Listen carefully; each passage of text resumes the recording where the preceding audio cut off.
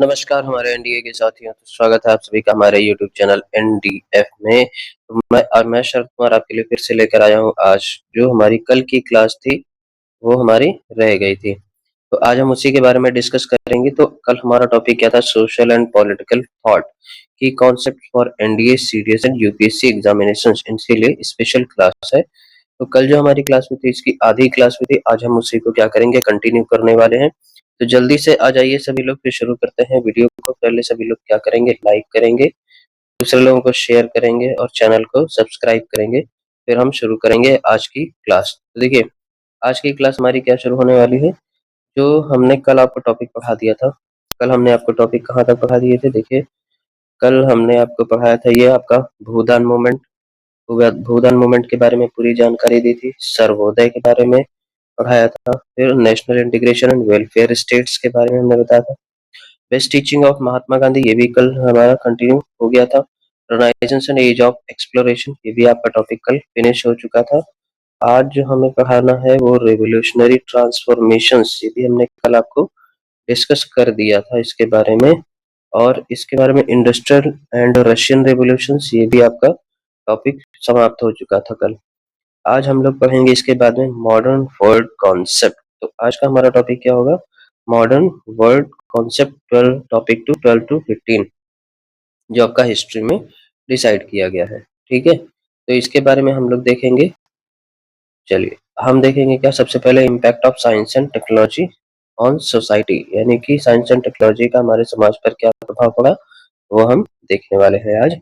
तो आज ये शुरू करते हैं आज की क्लास। देखिए, सबसे पहले क्या कह रहा है, impact of science and technology on society. Science and technology have revolutionised every aspect of modern life. देखिए, साइंस एंड टेक्नोलॉजी ने क्या किया, हर एक मॉडर्न लाइफ के हर एक पहलू पर इसने ध्यान दिया। सबसे पहले हम लोग देखेंगे क्या पॉजिटिव इम्पैक्ट्स। पहला है communication. Internet, mobile phones connect world instantly. मतलब जो है इंटरनेट के जरिए, जो है इंटरनेट मोबाइल फोन्स के जरिए हम लोग देश विदेश में या फिर एक शहर से दूसरे शहर में, एक जगह से दूसरी जगह हम लोग जल्दी, इंस्टेंट मतलब बहुत तेजी से हम लोग क्या होने लगे, कनेक्ट होने लगे। फिर है health care. New medicine, vaccine, surgical techniques increase life expectancy. देखिए, अब न्यू मेडिसिन की खोज हुई, वैक्सीन की खोज हुई। जैसे अब देखिए, 2019 से 22 तक का हमारा क्या था, कोविड का टाइम पीरियड था। क्या था हमारा, कोविड 19 का टाइम पीरियड था। तो अब कोविड 19 के टाइम पे जो हमारी वैक्सीन आई वो भी तो इसी का ही रूप है। सर्जिकल टेक्निक्स आई, फिर इंक्रीज, इसने जो है लाइफ एक्सपेक्टेंसी मतलब लाइफ को आगे बढ़ाने में सबसे ज्यादा काम किया। ठीक है, आगे देखेंगे transportation. Air travel, fast train make travel quick and easy. अब देखो, जो भी हमारा एयर ट्रैवल रहा है और बहुत तेजी से चलने वाली जो जो ट्रेन रही हैं, उन्होंने हमारे ट्रैवल को क्या बनाया, क्विक एंड इजी बनाया। Education, online learning, digital libraries accessible to all. Online learning, जैसे हम आपको पढ़ा रहे हैं तो वो क्या है, ऑनलाइन लर्निंग है। बहुत सारी यूट्यूब चैनल्स पे उन्होंने क्या किया, अपना ग्रो किया है और वही क्या लेकर आए हैं, ऑनलाइन लर्निंग है। डिजिटल लाइब्रेरीज भी आ गई हैं, एक्सेसिबल टू ऑल, जो सभी के लिए उपलब्ध है। अगला है हमारा क्या कह रहा है, एग्रीकल्चर। High yield crops. देखिए, अब हाई यील्ड जिसे कहा जाता है HYV बीजों का प्रयोग, इनसे क्या होता है कि एक सीमित खेतों में ही सीमित मात्रा की जगह में हम अत्यधिक अन्न उगाते हैं। मॉडर्न फार्मिंग, फिर फीडिंग बिलियंस। मॉडर्न फार्मिंग करके हम लोग क्या करते हैं, मिलियंस इनकी लाखों लोगों को खाना खिलाते हैं। आगे है industry, automation, efficiency, increased production. ठीक है, अब देखो ऑटोमेशन और एफिशिएंसी के जरिए हम लोगों ने क्या किया, इंक्रीज इनकी प्रोडक्शन में इंक्रीमेंट हुआ है। आगे देखेंगे इसके चैलेंजेस क्या क्या हुए हैं। सबसे पहले चैलेंजेस के बारे में देखेंगे, न्यूक्लियर वेपन्स थ्रेट। सबसे पहले देखिए, यहाँ पे न्यूक्लियर वेपन्स का डर बना रहता है कि कौन सा देश जो है कौन न्यूक्लियर बम बना रहा है, फिर न्यूक्लियर पावर हो रहा है। ठीक है, तो उसमें ये सब जो है सभी के मन में डर बैठा हुआ है। दूसरा है environmental pollution and climate change. Environmental pollution में क्या कह रहा है कि जो हमारा पूरा एनवायरमेंट है वो पूरी तरह से पॉल्यूशन में जा रहा है और क्लाइमेट भी हमारा क्या हो रहा है, चेंज हो रहा है। ठीक है, दूसरा है job losses due to automation. अब ऑटोमेशन की AI के आ जाने से क्या हुआ है, जॉब हमारे लोगों की जा रही है। ठीक, अगर आपको एक फैक्ट पता है तो जर्मनी जर्मनी में 2025 में तकरीबन 60,000 लोगों को एआई की वजह से जॉब से निकाल दिया गया है। ठीक है, एआई की वजह से, क्योंकि वहां पे पूरी तरह से सिस्टम क्या है, एआई है।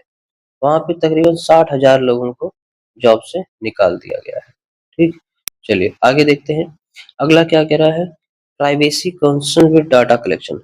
अब देखिए, जो भी डाटा हम कलेक्ट करते हैं उसके लिए प्राइवेसी भी सबसे ज्यादा जरूरी है, क्योंकि प्राइवेसी अगर नहीं रहेगी तो फिर हमारा डाटा दूसरे के पास जाएगा, हमारी इंफॉर्मेशन दूसरे के पास जाएंगी, फिर ब्लैकमेल सिस्टम, ये वो बहुत सारी चीजें होती है, तो इसका भी डर बना रहता है। ये भी क्या है, एक चैलेंज है।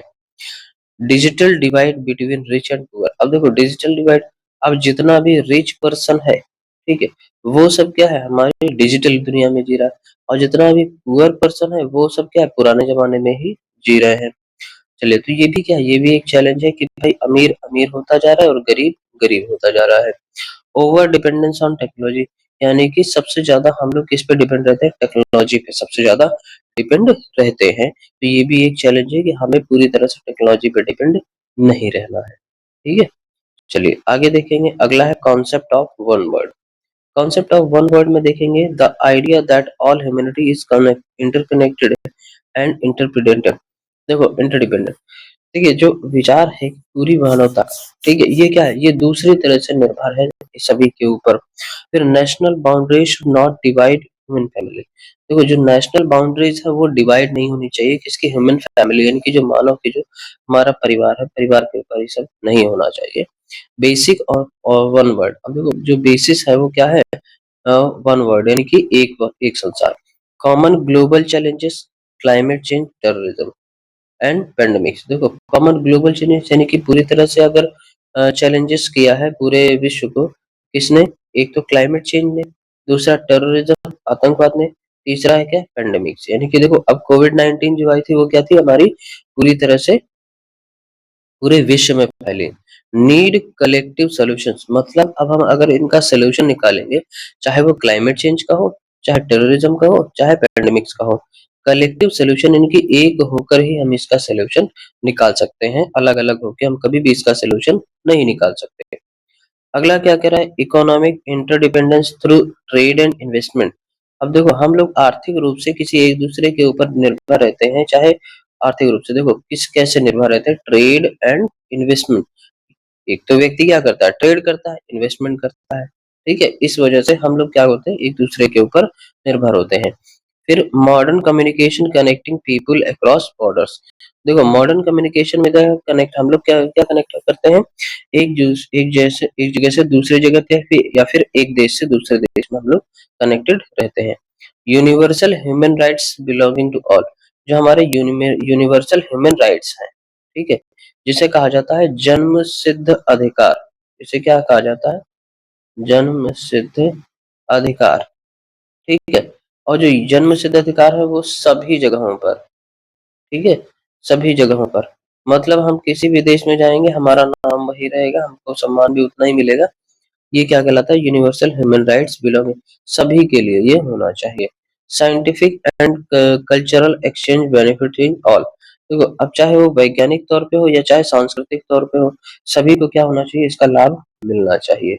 समझ गए, चलिए आगे बढ़ते हैं। अब इसमें हम ऑब्स्टिकल्स देखेंगे। ऑब्स्टिकल्स मतलब जो हमारी रुकावटें आ रही हैं इसको बनाने में, वो हम लोग देखेंगे। ऑब्स्टिकल्स में क्या कह रहा है, ऑब्स्टिकल्स में आ रहा पहला है नेशनलिज्म एंड नेशनल इंटरेस्ट। देखो, राष्ट्र, नेशनलिज्म मतलब राष्ट्रवाद, और फिर नेशनल इंटरेस्ट जो हमारा राष्ट्र में इंटरेस्ट। तो ये भी क्या है, ये भी सबसे ज्यादा बड़ी रुकावट है कि एक देश का व्यक्ति दूसरे देश में इन्वेस्टमेंट नहीं करना चाहता, या फिर नहीं कनेक्टेड होना चाहता है, या उस पर बिलीव नहीं करना चाहता। अगला है इकोनॉमिक इनइक्वालिटी बिटवीन नेशन, मतलब जो आर्थिक असमानता है, ठीक है, आर्थिक असमानता है किसके बीच में, दो देशों के बीच में, वो भी क्या है, सबसे बड़ी रुकावट है। Cultural and religious differences. देखिए, अब इंडिया का कल्चर तो अलग है, ठीक है, इंडिया का कल्चर अलग है, और हमारा अलग कंट्री का कल्चर अलग है, ठीक है, ये हमारा इंडिया बन गया। चलिए देखिए, तो इसमें क्या है, सभी जगह धर्म की मान्यता है, सभी जगह अलग अलग चीजें मानी जाती है, तो ये भी क्या है, सबसे बड़ी रुकावट है हमारी इकोनॉमिक ग्रोथ में। Power struggle between major countries, देखो अब पावर स्ट्रगल यानी कि हर कंट्री क्या होना चाहता है, पावरफुल होना चाहता है। वो एक से एक चीजें जो है ढूंढ कर लाता है और एक से एक चीजें जो है क्या करता है, अपने आप को पावरफुल बनाना चाहता है। Lack of effective world government, देखो अब इफेक्टिव वर्ल्ड गवर्नमेंट, देखो जैसे भारत है, भारत में एक सरकार काम करती है, गवर्नमेंट, ठीक है। अब वैसे ही अमेरिका में काम करती है, वैसे ही जर्मनी में काम करती है, वैसे ही पूरे यूरोप में काम करती है, ठीक। तो इसी तरह से जो पूरे विश्व के जो भी देश हैं, उन सभी को तो चलाने के लिए एक गवर्नमेंट चाहिए, ठीक है। तो उसकी जो है सबसे बड़ी कमी है यहाँ पर। चलिए ये भी क्या है, हमारा एक रुकावट है। अब आगे बात करते हैं यूनाइटेड नेशंस की। देखो जो हमारा यूनाइटेड नेशन है, founded in 1945 after world war second.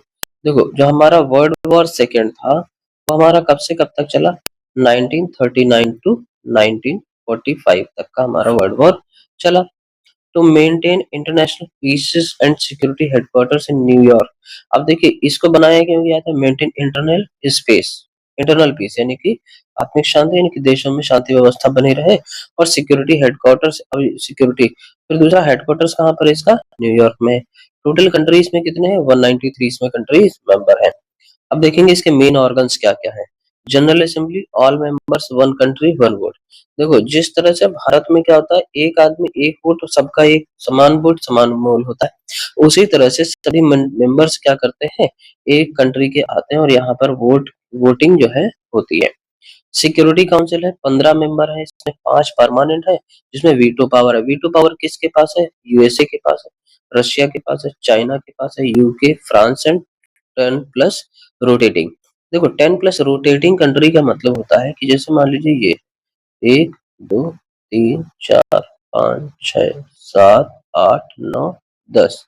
देखो अगर पहले नंबर पे इसको मिली है, दूसरे नंबर पे इसको, तीसरे पे इसको, चौथे नंबर पे इसको, पांचवें, छठे, सातवें, आठवें, नौवें और 10वें। तो देखिए सबसे पहले इधर से ये क्लॉकवाइज जाएगा, तो यहाँ से जो भी आएगा तो इसको जो है क्या करेगी, वीटो पावर मिलेगी, ठीक है। ये तो ये राउंड शेप में चलती है वीटो पावर की, इस साल किसको मिलेगी, इस साल, या फिर इनका टेन्योर होता है कि इतने साल तक इनको वीटो पावर है। इंटरनेशनल कोर्ट ऑफ जस्टिस जिसे कहा जाता है आईसीजे, ठीक है। देखिए settles legal disputes between nation. मान लीजिए दो कंट्रीज हैं, ठीक है, दो कंट्रीज के बीच में जो हमारा जुडिशियरी सिस्टम काम करता है, क्या काम करता है, यानी कि न्यायिक व्यवस्था। अगर इनके बीच में कोई भी डिस्प्यूट होता है, तो वो कहाँ पे सॉल्व होगा, जाके ICJ, international court of justice में सॉल्व सॉल्व होगा। अगला है सेक्रेटरी। देखिए administrative body headed by secretary general function, ठीक है। मतलब जो एडमिनिस्ट्रेटिव बॉडी है वो किसके द्वारा चलाई जाएगी, सेक्रेटरी जनरल के द्वारा ही चलाई जाएगी। अगला देखेंगे हमारे इसके फंक्शंस क्या क्या होते हैं, फंक्शंस के बारे में देखेंगे। तो फंक्शंस क्या क्या है, पहला है peace keeping operation in conflict zones. जहां कहीं पर भी कोई भी कॉन्फ्लिक्ट क्रिएट हुआ है, या फिर कोई मुद्दा है, कोई भी लड़ाई दंगा मारपीट या फिर कोई भी डिस्प्यूट होगा, तो वहां पर काम, ये इसका काम क्या है, जहां पर वहां क्या करना है, शांति व्यवस्था बनाए रखना है। अगला है ह्यूमैनिटेरियन असिस्टेंट ड्यूरिंग डिजास्टर। मतलब अगर कोई भी आपदा आती है, ठीक है, कोई भी आपदा आती है, तो वहां पर मानवता को सबसे पहले बनाए रखना और लोगों की मदद करना।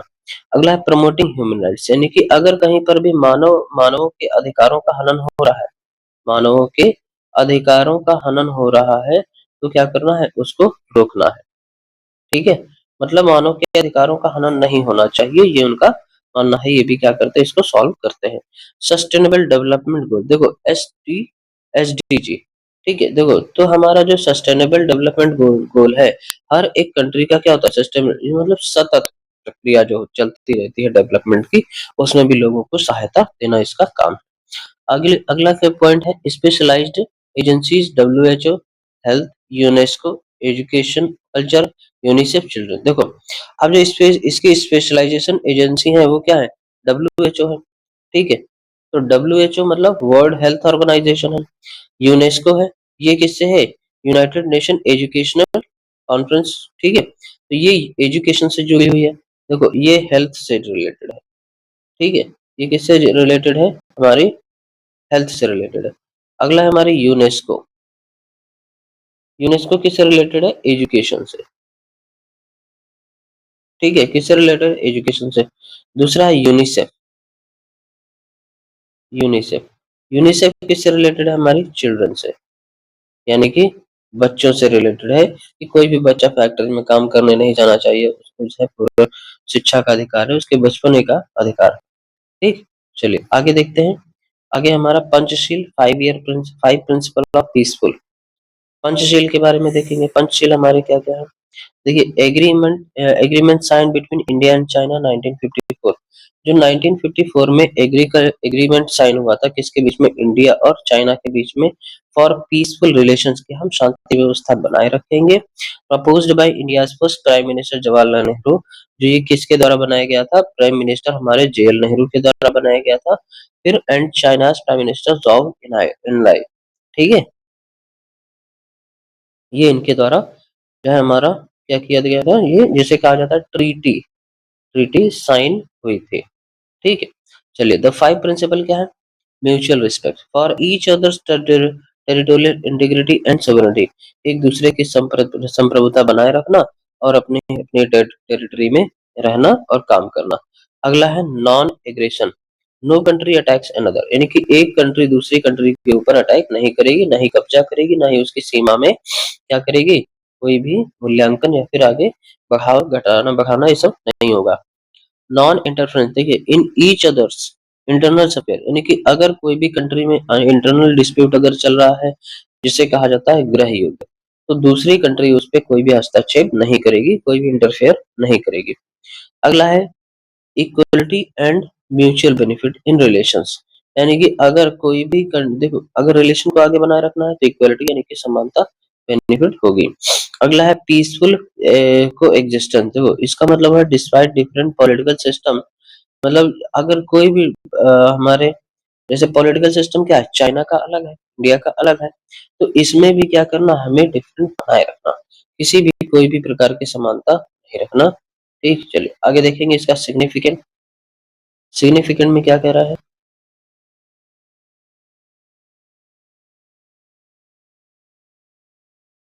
Become foundation of India's foreign policy.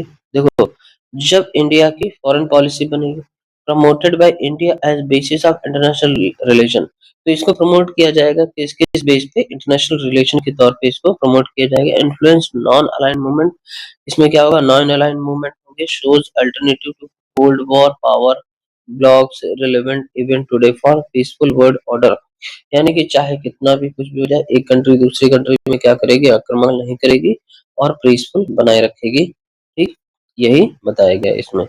चलिए आगे देखते हैं अगला। नेक्स्ट टॉपिक है हमारा क्या? Political system and India's global role. देखिए ये जो आपका हिस्ट्री में टॉपिक आ रहे हैं ना, ये उसी से ही रिलेटेड है सारे, और ये हमारी हिस्ट्री की थ्योरी क्लास का लास्ट। ठीक है, ये क्या है? हिस्ट्री में थ्योरी की ये लास्ट क्लास है। ठीक, इसके बाद में सिर्फ आपको क्या मिलेंगे, एमसीक्यू ही मिलने वाले हैं। इसके बाद में आपको क्या मिलेंगे, सीधे एमसीक्यू ही मिलने वाले हैं। तो सबसे पहले हम लोग देखेंगे क्या, डेमोक्रेसी। सबसे पहले हम लोग क्या देखेंगे, डेमोक्रेसी के बारे में देखेंगे। तो देखिए डेमोक्रेसी में क्या कह रहा है, democracy means rule by the people, यानी कि डेमोक्रेसी का मतलब क्या होता है, means rule by the people, यानी कि लोगों के द्वारा शासन करना। Government is formed by the people, यानी कि लोगों के द्वारा सरकार का बनाया जाना। Through free and fair election, किसे, फ्री और फेयर इलेक्शन के जरिए। फिर citizen have fundamental rights and freedom. अब सिटीजन यानी कि जो भी देश के नागरिक हैं, उनको क्या है, फंडामेंटल राइट्स है और पूरी तरह से उनको फ्रीडम है। अगला है की फीचर्स। की फीचर्स का मतलब क्या होता है, universal adjust adult suffrage voting rights for all, मतलब ये है, क्या कह रहा है कि अगर कोई भी व्यक्ति है, उसकी एज कितनी, 18 प्लस है, तो वो क्या है, वोट देने का अधिकारी है। वो अपने वोट का उपयोग कर सकता है, उसे कोई भी रोक नहीं सकता है, कोई भी इस पे कोई पाबंदी नहीं लगाई जाएगी। अगला है rule of law, everyone equal before law. देखिए जो हमने आपको पढ़ाया था, जब एडमिन वाली क्लास हम आपको पढ़ा रहा था, एडमिनिस्ट्रेटिव ऑफ लॉ, तो उसमें हमने आपको बताया था आर्टिकल नंबर 14 इंडियन कॉन्स्टिट्यूशन का, आर्टिकल नंबर 14 हमारा क्या कह रहा है, इक्वलिटी बिफोर लॉ। ठीक है, इक्वलिटी बिफोर लॉ, यानी कि कानून के आगे सभी लोग क्या है, समान है, कोई भी छोटा बड़ा अमीर गरीब नहीं है। फिर fundamental rights guaranteed bye constitution. अब कॉन्स्टिट्यूशन जो है क्या करता है, हमारे फंडामेंटल राइट्स की गारंटी लेता है। फंडामेंटल क्या करता है, हमारे फंडामेंटल राइट्स की गारंटी लेता है कौन, सुप्रीम कोर्ट। अगला देखिए क्या कह रहा है, freedom of speech, press, assembly, religion. देखो अब इसमें क्या दे रखा है, फ्रीडम ऑफ स्पीच मतलब बोलने की स्वतंत्रता है, प्रेस कुछ भी छापने की स्वतंत्रता है, असेंबली कहीं भी संगठन से करने की स्वतंत्रता है। ठीक है। अगला है हमारा रिलीजन, किसी भी धर्म को मानने के लिए हम क्या है, बातें नहीं है, हम स्वेच्छा से कोई भी धर्म को अपना सकते हैं। अगला इंटरडिपेंडेंट जुडिशरी, इंडिपेंडेंट यानी कि पूरी तरह से न्यायिक व्यवस्था क्या है, फ्री है। जो न्यायिक व्यवस्था है वो पूरी तरह से क्या है, फ्री है। ठीक है। चलिए आगे देखेंगे, मल्टी पार्टी सिस्टम है यहाँ पे, पीसफुल चेंज ऑफ गवर्नमेंट, शांतिपूर्वक जो है सरकार का तख्ता पलट हो जाता है, सरकार जो है बदली जा सकती है, ये क्या पूरी तरह से पीसफुल रहता है। अगला पॉइंट क्या क्या, majority rule with minority rights protection. देखो मेजोरिटी रूल यानी कि अब ऐसा नहीं है कि भारत में मान लीजिए ये जगह है, यहाँ पे जो है माइनॉरिटी लोग रह रहे हैं, यहाँ पे मेजोरिटी के लोग रह रहे हैं, यानी कि इनकी संख्या ज्यादा है और इनकी संख्या कम है, तो इसका मतलब ये नहीं कि ये इसको क्या करेंगे, दबाएंगे। नहीं, सभी को एक समान अधिकार है, सभी को वोटिंग राइट, सभी को निकलने का अधिकार। ठीक है, कहीं भी आने जाने की स्वतंत्रता है, सभी को बोलने का अधिकार है, कोई भी छोटा बड़ा यहाँ पर नहीं होगा। ठीक, अब देखेंगे आगे टाइप्स। टाइप्स क्या है, direct democracy, people vote on every issue rare. देखो अब यहाँ पे क्या है, डायरेक्ट डेमोक्रेसी है एंड रिप्रेजेंटेटिव डेमोक्रेसी। अब देखो एक होती है डायरेक्ट, दूसरी होती है क्या, रिप्रेजेंटेटिव।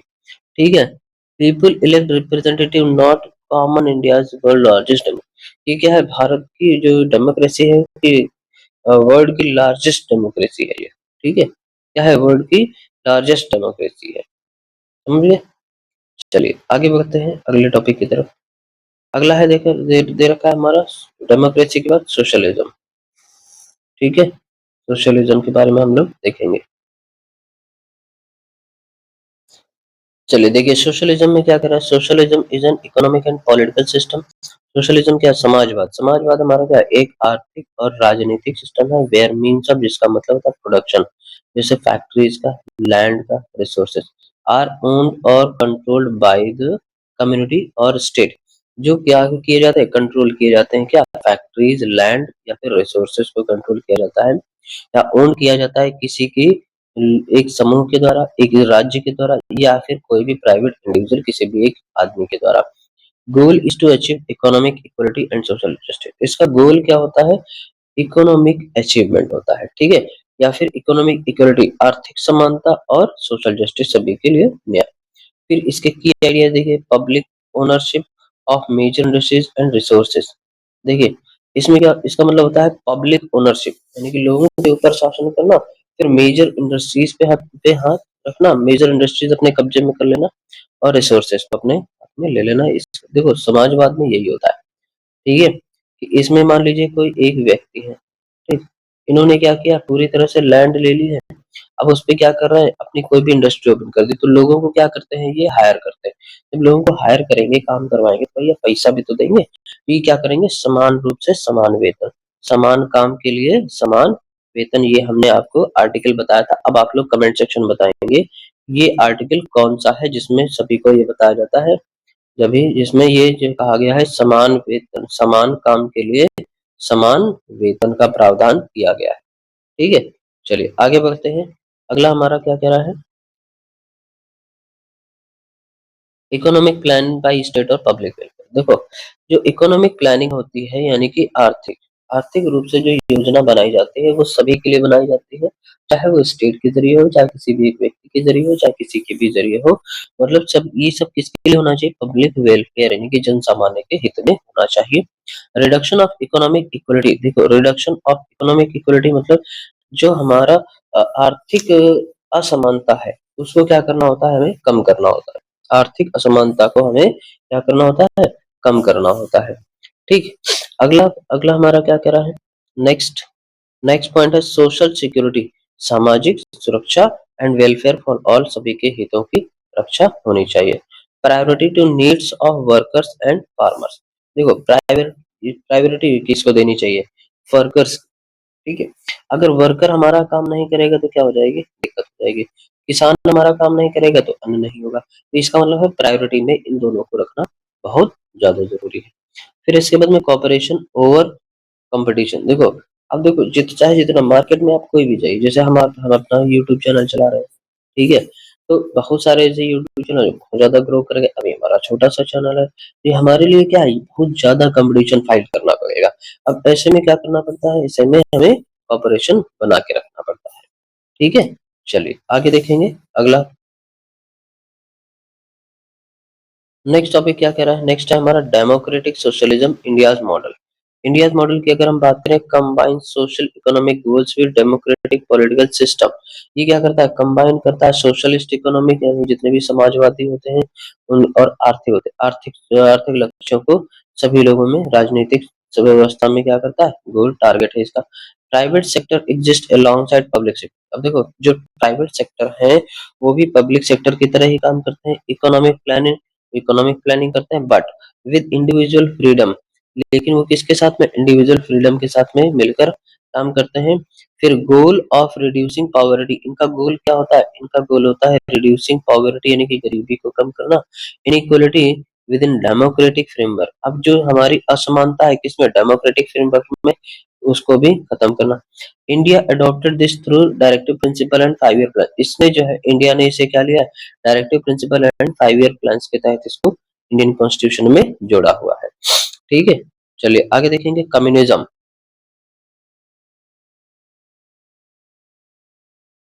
कम्युनिज्म में क्या कह रहा है, जो हमारा कम्युनिज्म है वो क्या है, communism is a political and economic ideology. ये क्या है, आदर्शवाद, चाहे राजनीतिक हो चाहे आर्थिक हो, based on writings of Karl Marx, यानी कि किस पे बेस्ड है, जो कार्ल मार्क्स ने लिखा, कार्ल मार्क्स के लेखों पर ही बेस्ड है। It advocates for all classes, for a classes society where all poverty is publicly owned and each person works according to ability and receive according to needs। देखो इसका मतलब होता है कि ये क्या है, जो समाज में अलग अलग वर्ग के लोग रहते हैं, कोई अमीर है, कोई गरीब है, कोई मजदूर है, कोई रोड पे रहता है, किसी कोई रेंट पे रहता है, तो इन सभी लोगों के द्वारा जो किया गया काम होता है, उन वो लोग क्या करते हैं, हर एक व्यक्ति की क्या होती है, क्षमता अपनी अलग अलग होती है। कोई आईटी सेक्टर में काम करता है, कोई मजदूरी करता है, कोई दुकान में काम करता है, कोई अपना बिजनेस करता है। तो इस तरह से क्या है, सभी के क्या है, सभी के लिए इनइक्वालिटी है। तो अब इसका काम क्या होता है, सभी को एक साथ बनाए रखना। अगला देखेंगे कोर प्रिंसिपल, इसके प्रिंसिपल क्या क्या है ये हम देखेंगे। कोर प्रिंसिपल देखिए, complete abolition of private property, यानी कि प्राइवेट प्रॉपर्टी तो होनी चाहिए लेकिन इतनी ज्यादा नहीं कि वो क्या होना चाहिए, कंप्लीट, ठीक है, एबोलिशन इसको हटा देना चाहिए, मना कर देना चाहिए। अगला है all means of production owned by community, यानी कि जो भी हमारा प्रोडक्शन होगा वो कम्युनिटी को भी उसका श्रेय दिया जाना चाहिए।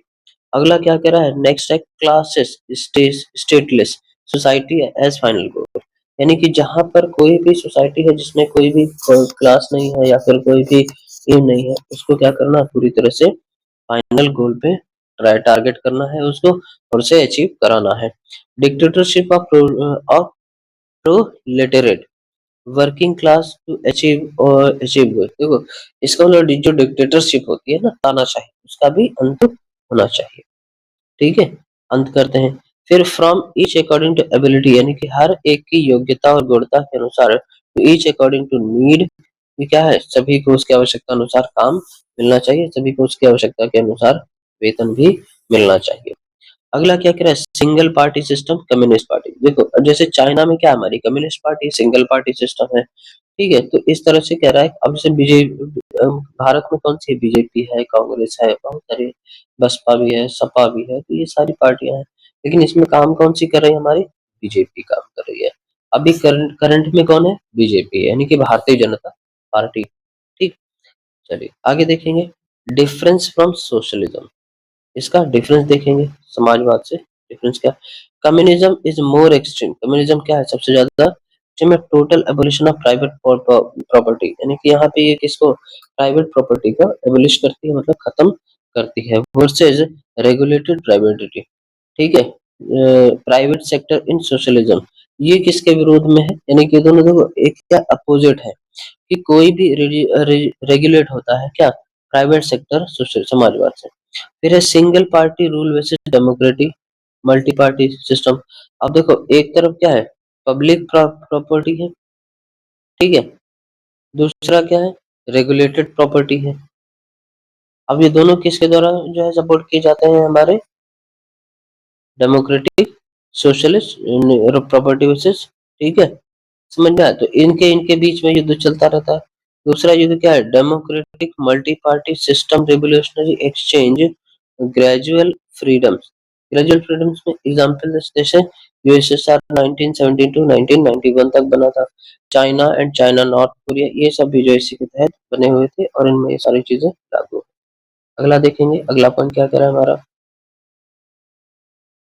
नेक्स्ट हमारा role of India in present world, ठीक है। नेक्स्ट हमारा क्या कह रहा है? रोल ऑफ इंडिया, यानी कि भारत का रोल क्या है अभी आजकल के टाइम पे। Role of India in present world, देखिए इसमें पहला पॉइंट क्या कह रहा है? India has emerged as a major global player in 21st century with growing influence world affair। देखो अब इसने वर्ल्ड अफेयर में सबसे पहले कैसे पार्टिसिपेट किया और इसने अपनी एक अलग से पहचान बनाई है, ठीक कैसे? कोविड 19 जो आया था उसकी वैक्सीन जो थी, उसकी जो वैक्सीन थी वो बहुत कम देशों के पास थी और बहुत कम देशों ने, इक्का दुक्का देशों ने इसे जो बनाया था वो भी इतनी जल्दी दे नहीं रहे थे। तो अब भारत ने क्या किया? भारत ने कोविड वैक्सीन बनाई और कोविड वैक्सीन बनाने के बाद सभी को मुफ्त में दवाएं दी, ठीक है। बहुत सारे कंट्रीज को वहां पे उसने क्या किया? मुफ्त में दवाएं दी और उसने उनसे अपने संबंध क्या किए? अच्छे बना लिए। अब देखते हैं political role. Democracy leader, largest democracy inspiration development nation. अब देखो भारत की जो डेमोक्रेसी वो क्या है? वर्ल्ड की लार्जेस्ट डेमोक्रेसी है, वर्ल्ड का लार्जेस्ट कॉन्स्टिट्यूशन है यहाँ पर। फिर नॉन अलाइनमेंट ट्रेडर्स, देखो नॉन अलाइनमेंट ट्रेडर्स में क्या जाएगा? इंटरडिपेंडेंट फॉरेन पॉलिसी, जो डिपेंड हो किस पे? फॉरेन पॉलिसी पे। Not in any military block, किसी भी मिलिट्री ब्लॉक पे ये डिपेंड नहीं है, फॉरेन पॉलिसी पे, जिसे कहा जाता है विदेश नीति। क्या कहा जाता है? विदेश नीति पे ये बुरी तरह से डिपेंडेंट है। अगला देखिए, नेक्स्ट क्या कह रहा है? UN participate, UN participation active in peacekeeping, seeks payment security and council. देखो अब ये क्या एक्टिव है, ठीक है, पेमेंट सिक्योरिटी और इस पे सब में क्या है? ये एक्टिव रहते हैं। अगला है रीजनल लीडरशिप, देखो SAAR से फाउंडर, इसके founder leading South African South Asian corporation, global system क्या कह रहा है? Member of G20, BRICS, social Shanghai corporation and organisation. देखो इंडिया किसका किसका जो है सदस्य है?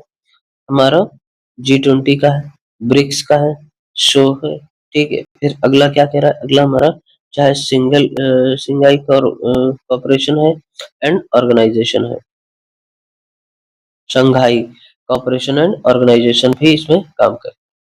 चलिए आगे देखते हैं इसके इकोनॉमिक सिग्निफिकेंस। इकोनॉमिक सिग्निफिकेंस में देखिए क्या कर, fifth last largest economy globally, यानी कि भारत क्या है? विश्व की पांचवी सबसे बड़ी अर्थव्यवस्था बन गया है। Fast growing major major economy, इसकी जो अर्थव्यवस्था है वो बहुत तेजी से बढ़ रही है। आईटी एंड सर्विस सेक्टर, यहाँ पर क्या आईटी सेक्टर भी है और सर्विस सेक्टर भी यहाँ पे हब के तौर पे काम करते हैं, ठीक। अगला क्या कह रहा है? Large consumer market existing investment, यहाँ पर जो देखो क्या कर रहा है?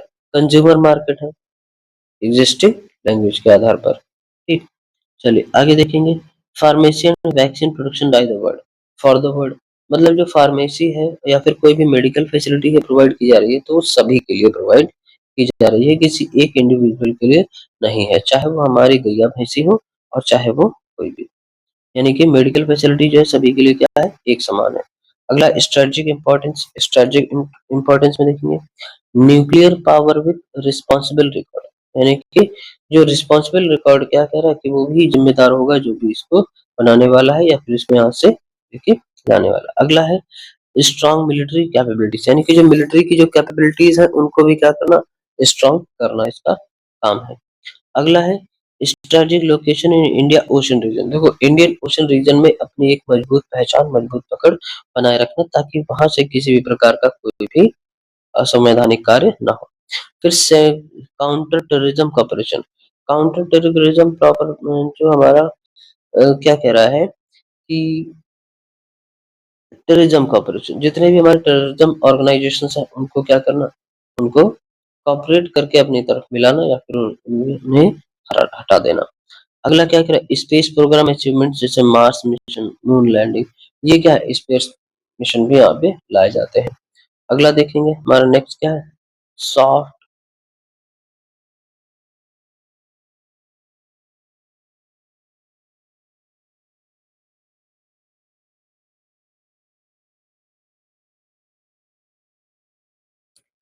नेक्स्ट देखेंगे सॉफ्ट पावर एंड वैल्यूज। देखिए सॉफ्ट पावर एंड वैल्यूज में क्या कह रहा है, soft power and cultural influence, yoga है, आयुर्वेदिक, स्पिरिट, ये क्या है, ये हमारे वैल्यूज हैं, इनको भी हमें बनाए रखना होता है। Advocate for developing world concern, यानी कि उसका किसकी वकालत करना, डेवलपिंग वर्ल्ड कंसर्न की। Climate change leadership, international solar alliances, promoting peace and dialogues, humanitarian assistant to other countries, एक दूसरे के प्रति क्या करना, मानवता की भावना को। ठीक है, चलिए तो बाकी का हम नेक्स्ट वन पे कंटिन्यू करेंगे। यहाँ से ये हमारी आज की क्या थी, आज हमारी ये थ्योरी की क्लास क्या हो गई है, खत्म हो गई है। थ्योरी में हिस्ट्री जो थी, हिस्ट्री का ये क्या था, लास्ट टॉपिक था। क्या था हमारा ये लास्ट टॉपिक था। अब इसी लास्ट टॉपिक के साथ हम इसके शुरू करेंगे एमसीक्यू। क्या शुरू होंगे इसके, एमसीक्यू शुरू करेंगे। अब एमसीक्यू शुरू जब करेंगे तब आपको हम बता देंगे। ठीक है, हमारा वीडियो आपको जल्द ही मिल जाएगा। तो बाकी मिलते हैं नेक्स्ट पे। तो सभी लोग देखिए वीडियो को लाइक करना नहीं भूलेंगे, शेयर करना वो नहीं भूलेंगे, और बेल आइकन जरूर दबाएं। दूसरे लोगों को क्या करेंगे, हम लोग शेयर करेंगे। लाइक करें, शेयर करें एंड सब्सक्राइब करें। ठीक है, बाकी हम नेक्स्ट पे कंटिन्यू करेंगे। See you on the next, thank you class, bye bye, take care.